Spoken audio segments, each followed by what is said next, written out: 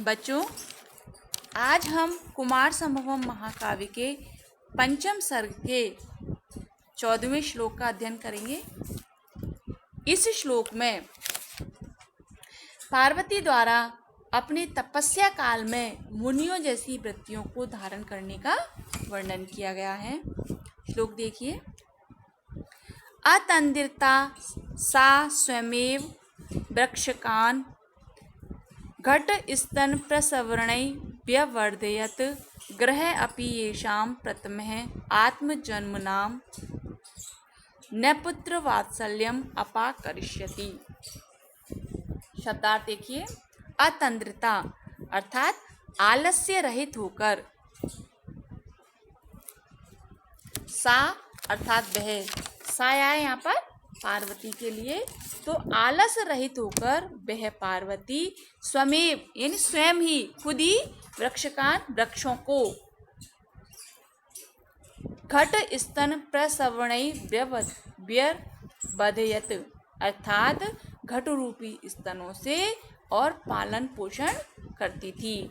तो घट रूपी स्तनों से प्रसवरणै अर्थात निकले हुए दूध रूपी जल से व्यवर्धयत अर्थात पालन पोषण करती थी। तो अतंद्रा बिल्कुल भी आलस्य नहीं था उसके पास, और बिना आलस के ही स्वयं ही वो वृक्षों को और बिना घट रूपी स्तनों से निकले हुए दूध रूपी जल से उसका पालन पोषण करती थी। गुह्यो अपि अर्थात कार्तिकेय भी, ये शाम जिसके प्रति प्रथमाप्त जन्मनाम पूर्व जन्म से लेने वाले न पुत्र वात्सल्यम अपाकरिष्यति पुत्र प्रेम को नहीं मिटा सकेगा।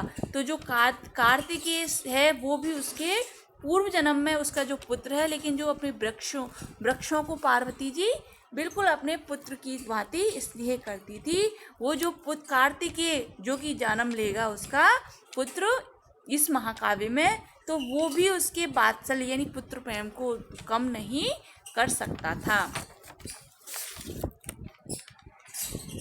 अतंद्रिता सा घट स्तन प्रसवणै आलस्य रहित होकर वह पार्वती घट रूपी स्तनों से प्रसत जल रूपी दूध से वृक्षों को स्वयमेव व्यवर्धयत पालन पोषण करती थी।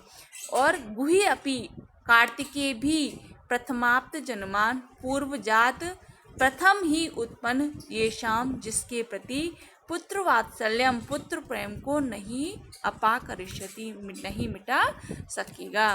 मतलब आलस रहित होकर के वह पार्वती घड़े रूपी स्तनों के जल से छोटे छोटे वृक्षों को स्वयं ही पालन पोषण किया करती। जब कार्तिकेय जन्म लेगा कार्तिकेय, तो जन्म लेने पर भी कार्तिकेय अपने पूर्व जन्म लेने वाले जो वृक्ष हैं वो उससे पूर्व जन्म लिया है, तो पूर्व जन्म लेने वाले उन वृक्षों पर पार्वती के प्रेम को दूर नहीं कर सकेगा। एक बार श्लोक से फिर देखिए। अतंद्रिता सा स्वयमेव वृक्षकान आलस्य रहित होकर के स्वयं ही वृक्षों को और जल दिया करती थी। वो जल कैसे आता था? घट स्तन यानी घड़े रूपी स्तनों से, घड़ों से दिया करती थी।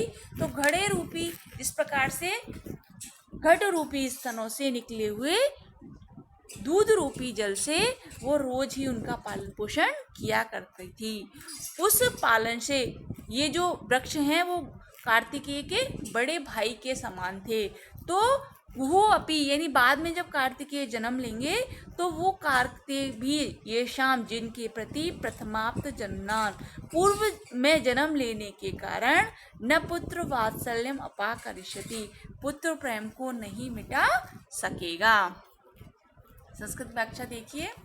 अतंद्रिता अर्थात आलस्य रहिता सा पार्वती घट स्तन प्रसवणै कुछ कलश प्रसृत पयोभी कुंभ कुछ प्रसत पयोभी वृक्षकान स्वल्प वृक्षान लघु पादपान स्वयमेव आत्मना एव व्यवर्धयत वर्धयामास अपालयत गुह अपि कार्तिकेयो अपि प्रथमाप्त जन्मान